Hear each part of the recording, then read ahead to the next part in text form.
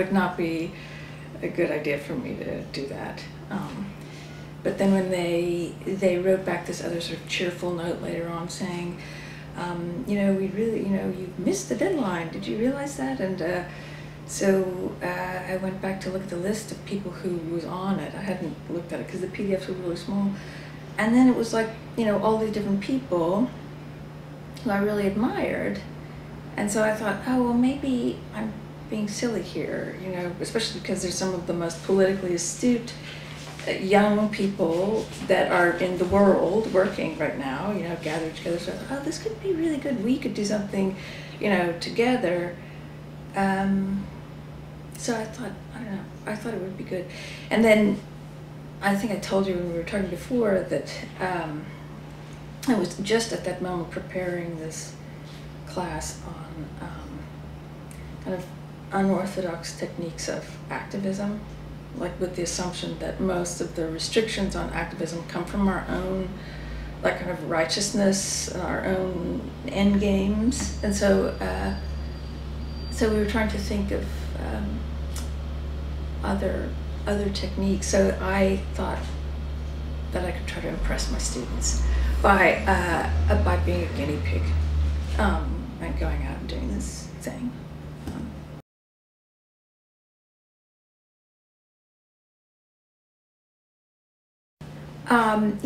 Yes, we were, and in fact, in the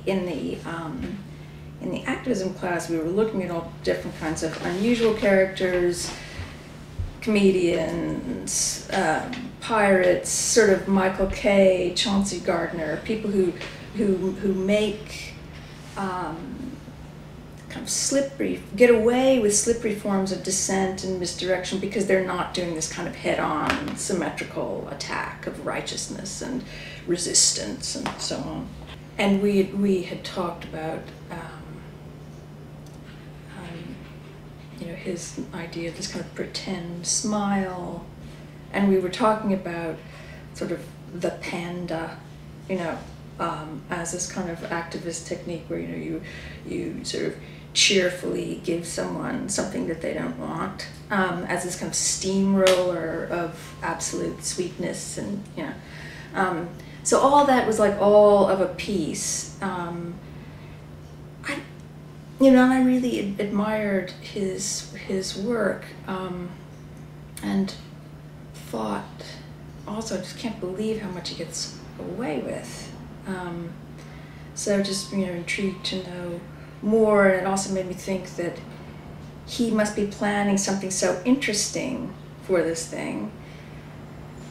I mean, I've since found out that that's, you know, I'm a little disappointed in what one finds at the end. Actually, I find this quote for you that I just had. He said, let's see. Oh, he said this. You know, this is where you get sort of a little bit of the from the start. He said, "This should be a star project because in our human history, nobody has done anything like it. Architects are so educated, so concerned about protecting their knowledge, so attached to personal creativity, rather than communicating and fighting and getting themselves into new circumstances and using their basic original strength, their courage. Whenever you set up a condition questioning normal behavior, it's always interesting." So for him, you know, kind of like, I mean, it's complete misinformation. You know, this idea that he would be in a position to instruct architects in this new and radicalizing experiment, where, you know, whereas we went there and thought it was like hopelessly dated, and, you know, kind of international housing demonstration project. How many? You know, this is over and over again. 26 suburbs, everything about it. You know, 80s Mannerist villa stuff. You know. So it's disappointing that he didn't have a kind of a more wry or interesting take on the villa in China. You know, that he saw this as a kind of radicalizing thing. I wasn't expecting that.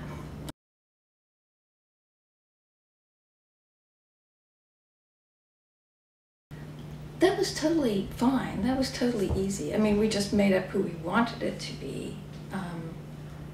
Somebody who, and it wasn't that hard too. We looked at this gigantic, sort of vacuous new town and imagined that there was some person who wanted to live here, really distinctly some kind of art neighborhood.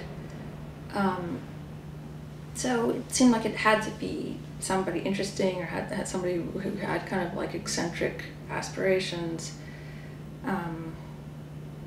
So I mean, I guess maybe one is just like also just designing for oneself at that point, I don't know.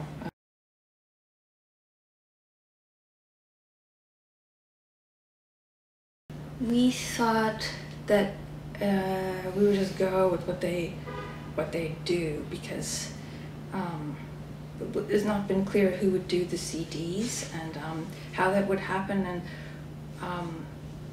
and we wanted to, I mean, concrete was okay. I mean, it would have been interesting had there been some other kinds of experiments and so on, but we thought we could do some things with super insulated concrete, and we thought could introduce a few new techniques, just slightly different wrinkles on the existing thing, that would be, I don't know, add to the repertoire there, but without being too disruptive.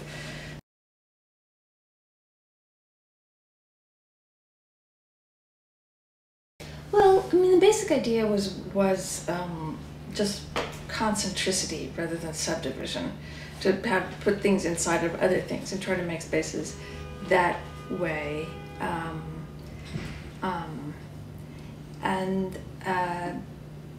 So it was, it's a big box with a box inside, and then there's boxes in between those two boxes. But all of the boxes open onto each other and open onto gap spaces that are in between. So there was that, and then then to have 3 different materials in those boxes. The boxes between the boxes are just kind of light gauge framing, and they are basically the bedrooms, which there's a ton of bedrooms, and then the worker bedrooms. And so that was just kind of made all the bedrooms the same size box. And that way, that was facilitating this idea that you could share your house, that it could be a place for artist residency or for guests. So they were all just kind of equal apartments, and also could make the worker an equal apartment in that too. And that could either be a worker who was working in your house, or an extra apartment for an artist. And those boxes, an artist could be commissioned to, they're made to just panelized wood boxes. They're like little pencil boxes. And an artist could leave their mark on that, or alter one of those panels, replace one of those panels with something that they made. So that's in some ways how the owner of the villa commissions work that becomes part of the house.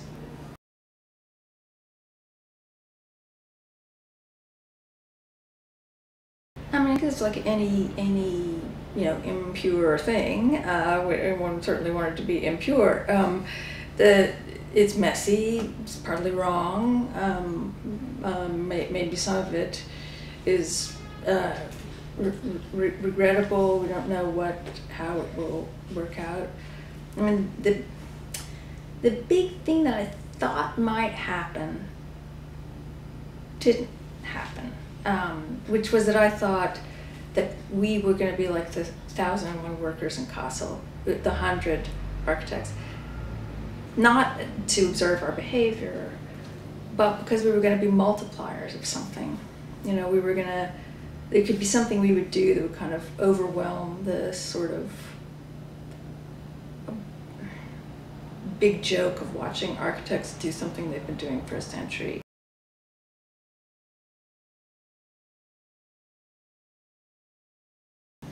Well, I mean, one of the things that we were trying to do by suggesting some alternatives, throughout, even though we were not, we were treated as if we were somehow kind of silly for mentioning environmental things, for mentioning political issues, for mentioning, for talking about this macro geological experiment that the new town may or may not be, for asking questions when we should have just been happy to express ourselves. No, I mean, we were trying to kind of like save them from being a worldwide joke in the press, by the 100 villa. I mean, by giving it, at least having another byline underneath, 100 villas that are all experimenting with, I don't know, picket, geothermal, with an arid climate. They're doing all this, making an art community, something that was some kind of collective second thing you said about it. And I honestly don't know whether that will happen or not.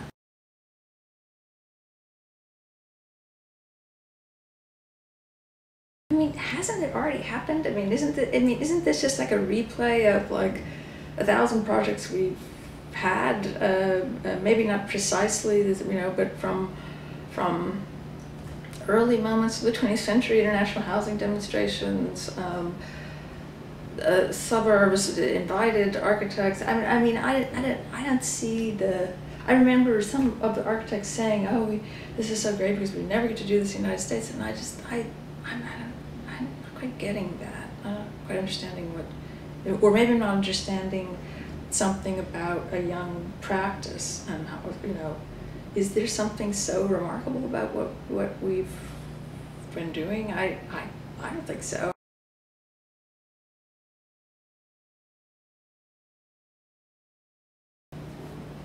Again, potential for it to do so, and we will now also talk about it times 100.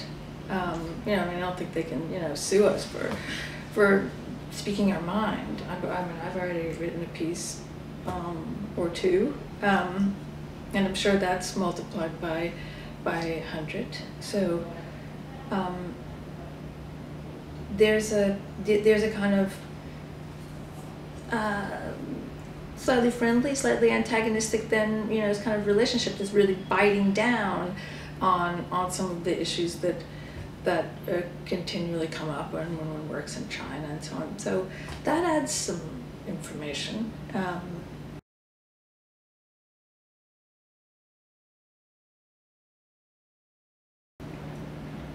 I think the things I've always been wanting to do are still, again, about the multiplier thing. That gets me excited. I think about that.